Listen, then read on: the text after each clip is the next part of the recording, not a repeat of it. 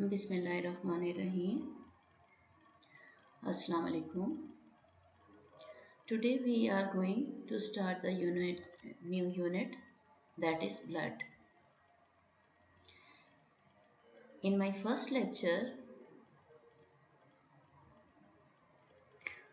I will discuss the cellular and non-cellular components of the blood, functions of the blood, and just the definition of erythropoiesis, leukopoiesis, and thrombopoiesis. Actually, blood is the fluid which is present in blood vessels and heart chambers and circulates in the body in a closed system, and that provides the requirement to all the cells of the body. Normally almost 5 to 6 liters of the blood in a normal 70 kg person that is circulating in our body. Some of the amount of the blood that is deposited in some of the organs, for example liver. Regarding the functions of the blood, the first most important thing about the blood function is that you may be asked during the viva that name the functions of the blood.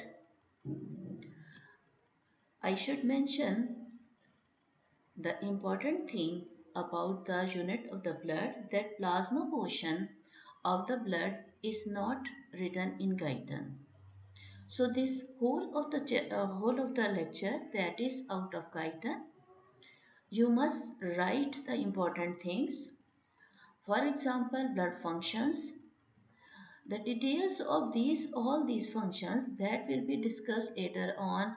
Either the whole unit is related to one of the function or some of the chapters of the Guyton that are related to the functions of the blood.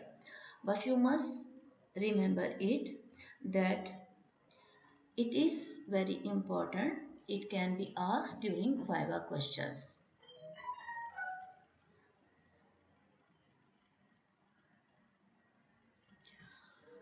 So related to the functions of the blood, the most important is the respiratory function, and it is also related to the transport. So the transport of the oxygen from the lungs to the tissues and the carbon dioxide from the tissues to the lungs. It is whole because of the presence of the lungs. It is whole through the blood. Secondly, that is the nutritive. The conveyance of blood material as glucose, amino acids and fats from alimentary canal to the tissues. The third function is that blood acts as carrier also. Carrier for the hormones or vitamin and maybe the drugs also. Then comes its excretory function, that is drainage of the waste products. Waste products may be gaseous or other elements. Gaseous, for example, carbon dioxide or urea, uric acid and all these things from the body tissues or kidney or lungs and so on. The next is the maintenance of the water balance of the body. Don't worry, we will discuss all these functions in much more details later on. As I explained already, that whole of the units, almost many of the chapters of Guyton, they are related to these functions. But you just know or you just enumerate the main functions of the blood also. So here we are just naming all these functions without going their details or without discussing their details. The next is maintenance of pH and regulation of the body temperature, and the defensive function, which is mainly related to the WBC. The next is the blood pressure regulation, blood coagulation. Coagulation is the stoppage of the bleeding. Later on in the unit of the blood, we will discuss this in detail. Then comes the storage function. The blood serves as ready-made source of water and certain electrolytes. In case of need as fluids and electrolytes loss, blood loss and anemia.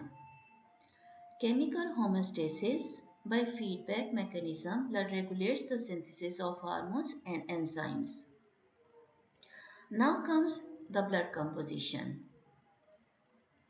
It is mainly of two parts, that are plasma and cellular. Plasma consists of mainly 98% water and some of the other elements, while the cellular components that includes RBC, WBC and platelets. Through this diagram, you can check that the composition of the blood, that is mainly plasma 55% and foreign element consisting of RBC, WBC, platelet that are making 45%. Out of this 45%, 95% that is mainly due to the RBC. Then comes the platelets and in the end we have the WBC. 55% of the blood which is plasma, out of that 92% is water and 7% that are the plasma proteins, among which we have the albumin, globulin, fibrinogen. Some other plasma proteins are also present, but mainly these plasma proteins, they are very important and we will discuss their role, their function as well. Then some space is occupied by the gases like oxygen, carbon dioxide, nitrogen, and WBC further divided into neutrophil, eosinophil and all other, and we will discuss in detail later on. Hematocrit, what is that one? It is also known as packed cell volume or erythrocyte volume fraction, and it is the volume percentage of red blood cell in the blood. It is normally about 40 to 48% in men and 36 to 42% for women. So, hematocrit is the ratio of the volume of red cells to the volume of whole blood. You can see the upper portion, yeah, I just repeat it, that if a portion of blood is centrifuged or allowed to stand for a sufficient long time, it will be found that the blood cells will settle towards the bottom of the test tube while the plasma remains on the top. Through this picture, you can see that upper portion is occupied by just plain plasma and elements, they are settled down as they are heavier. By this means the percentage of blood cells in whole blood can be determined, and it is very important while doing different blood tests. So it is a reflection of the presence of formed elements or mainly the RBC. Blood plasma is a structural liquid component of blood that normally holds the blood cells in the suspension. This makes plasma the extracellular matrix of blood cell, and mainly it is water and some is occupied by the protein particles and some very little amount occupied by organic and inorganic components.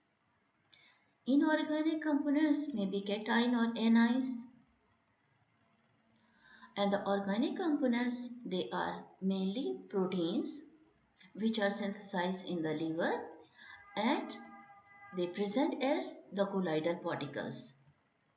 And then other glucose amino acids and these and some of the waste products also and gaseous products also. The most important plasma protein is the albumin, and it is the heaviest. It has a great molecular weight, because of which it is very important for to exert the oncotic pressure. So the importance of albumin in the plasma is that it is responsible for the regulation of the oncotic pressure, and also the regulation of the pH. Globulin molecular weight is from 90,000 to 13 and 1,30,000. Alpha and beta are synthesized in the liver, and clotting factors and transportation, for example lipoprotein, transferrin, all these are the function of the globulin. Fibrinogen is very important regarding the coagulation function. Functions of the plasma proteins, that are the nutritive function, oncotic function, and buffering function, binding and transport function, viscosity of the blood, blood coagulation and fibrolysin, immunoglobulin function, enzyme action and reserve function. Now, I must tell you what is the definition of the serum and what is the difference between the plasma and the serum. And you may be asked during the Viva how you can differentiate between the plasma and the serum. When fibrinogen is removed from plasma as a result of coagulation, such plasma without fibrinogen is called serum. The next is the how the pH of the blood is controlled. pH is a measure of the acidity or basicity of an aqueous solution. We all know that the normal pH of the blood is in the arterial blood 7.35 to 7.45 in the venous blood. Viscosity of the blood is mainly through the presence of the RBC, as they are the heaviest particles present in the blood.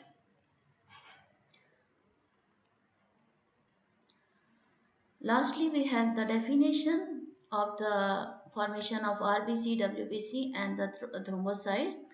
And in the next lecture, we will discuss these definitions and formation of these cells in details. So, the formation of RBC, that is called the erythropoiesis.